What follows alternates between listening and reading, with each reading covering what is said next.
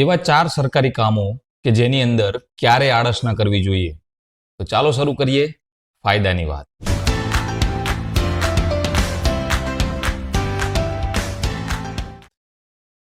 મિત્રો, મેં મારા અનુભવ ઉપરથી એવા 4 મહત્વના સરકારી કામો તારવ્યા છે કે જેની અંદર જ્યારે સમય હોય ત્યારે આપણે એ કામ ન કરીએ તો પછી પાછળથી પસ્તાવો ખૂબ જ થતો હોય છે અને દોડધામ પણ થતી હોય છે. તો આજે આપણે આ 4 મહત્વના કામો વિશે વાત કરીશું.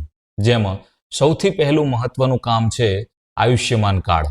જી હા મિત્રો, જો તમે આયુષ્યમાન કાર્ડ કઢાવવા માટે લાયક હોવ ને તો તમારી પાસે જ્યારે તમે સ્વસ્થ હોય, તમારી પાસે જ્યારે સમય હોય ને ત્યારે આયુષ્યમાન કાર્ડની પ્રોસેસ કરી દેજો.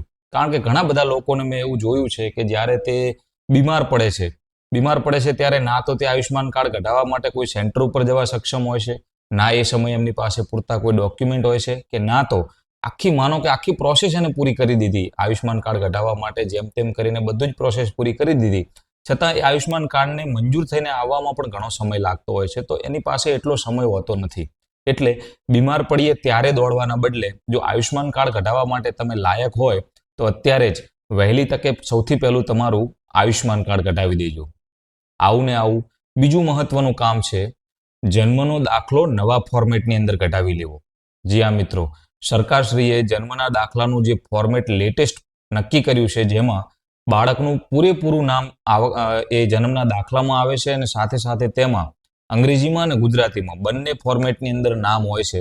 તો ઘણા બધા લોકો પાસે હજુ જન્મના દાખલા જૂના છે અને આ જૂના જન્મના દાખલાઓ એમને ખબર જ નથી કે આપણે અપડેટ કરાવવાના છે. તો મહેરબાની કરી અને જો તમારી પાસે પણ જૂનો જન્મનો દાખલો હોય જેમાં ફક્ત ગુજરાતીમાં નામ હોય અથવા તો ટૂંકું નામ હોય તો એ દાખલાને જ્યાં પણ તે જન્મના દાખલાની નોંધણી થઈ હોય એ સેન્ટર ઉપર જઈને અપડેટ કરાવી લેજો સરળતાથી. ફક્ત માતા પિતાનું આધાર કાર્ડ અને તમારું આધાર કાર્ડ લઈને જાઓ એટલે જન્મનો દાખલો બહુ ઇઝીલી સુધરી જતો હોય છે.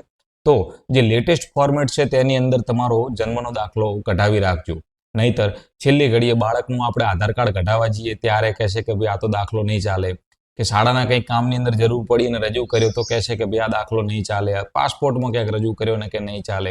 એટલે આવી રીતે છેલ્લી ઘડીએ હેરાન થવા કરતાં અત્યારે જ તમારી પાસે સમય છે તો જો દાખલો જૂના ફોર્મેટમાં હોય તો તેને નવા ફોર્મેટમાં કઢાવી લેજો.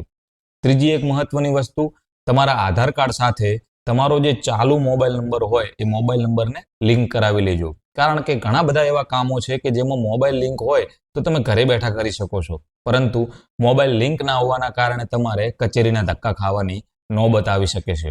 એટલે તમારી પાસે અત્યારે સમય છે તો જો હજુ પણ તમારા મોબાઈલ આધાર સાથે લિંક ના હોય તો તેને લિંક કરાવી દેશો. અને ચોથું પણ અતિ મહત્વનું કામ કે તમારા તમામ ડોક્યુમેન્ટની અંદર તમારું જે નામ છે તે બધામાં એક સરખું હોય તે ખાસ ખરાઈ કરી લેશો. ખાસ કરીને બાળક ભણતું હોય તો તેની એલસીની અંદર, કારણ કે ધોરણ 12 પછી એલસીમાં સુધારો કરવો શક્ય થતો નથી અને ખૂબ એના માટે જહેમત ઉઠાવવી પડે છે. એટલા માટે અત્યારે જો હજુ પણ તમારા બાળકના નામની અંદર આધાર કાર્ડમાં, રેશન કાર્ડમાં એવા મહત્વના જે ડોક્યુમેન્ટ છે, જન્મનો દાખલો, આ બધામાં અલગ અલગ ચાલતું હોય તો પછી જ્યારે પાસપોર્ટ કઢાવવા જઈએ છીએ અથવા તો ઘણી બધી એવી સરકારી યોજનાઓ છે કે જેની અંદર બધામાં નામ એક સરખું હોવું જોઈએ તો એ સમયે ખૂબ તકલીફ પડતી હોય છે. તો હજુ બાળક ધોરણ 12 પાસ ન થઈ ગયું હોય તો 12 સુધી તો એલસીમાં સુધારો શાળામાંથી જ અરજી કરવાથી ડીપીઓ શ્રીની અથવા ડીઓ શ્રીની મંજૂરથી થઈ શકતો હોય છે. માટે એલસીની અંદર ખાસ બધા પુરાવામાં જેવું છે એવું જ નામ કરાવી લેજો, પછી પાછળથી પસ્તાવા સિવાય કાંઈ નહીં વધે. તો આ 4 મહત્વના કામ આજે જ સુધારી લેશો અને આ સુધારવા માટે તમારા ફેમિલી મેમ્બર્સ, તમારા સગાવાલાને પણ આ વિડીયો શેર કરીને તેમને પણ જાગૃત કરશો.